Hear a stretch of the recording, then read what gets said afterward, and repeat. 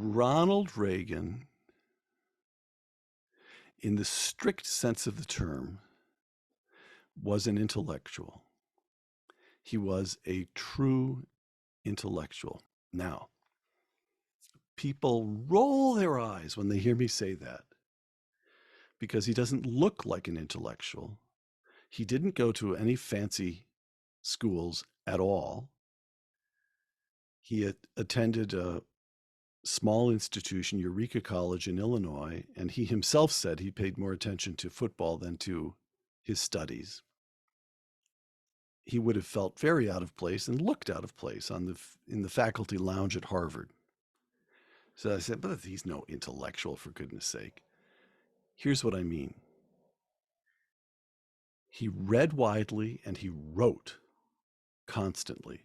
It's very hard to get a firm count on how much he wrote because before he became president, he would give a speech and then rip it up and throw it away.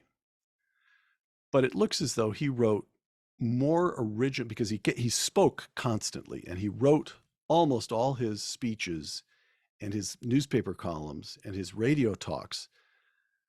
He wrote most of this material himself. And so it looks as though he did more original composition than any president since Woodrow Wilson. Oh, now we have a changing picture, because what does the medium intellectuals use? The medium intellectuals use is the written word. Well, Ronald Reagan used the written word constantly, and he read widely.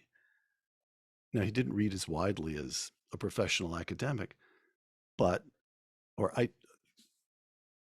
there was a story, Reagan was, when he was running for governor, he was paying a visit on some rich businessman in San Francisco, hoping to raise money from him.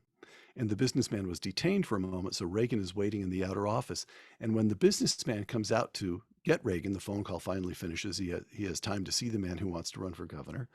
Reagan is reading a book, and he folds the book and puts it in his jacket pocket. And it's a book by Milton Friedman. So Reagan was an intellectual in the sense that ideas mattered to him, and he considered them binding. When he reached a conclusion that limited government or cutting taxes was correct, then he felt himself duty-bound to try to limit government and to try to cut taxes. Ideas mattered to him, and he did not treat them as a game. He took them seriously, and in that sense, he was a pure intellectual in the seriousness with which he treated ideas. He was a purer intellectual than many of those that many professional academics. Let me just leave it at that.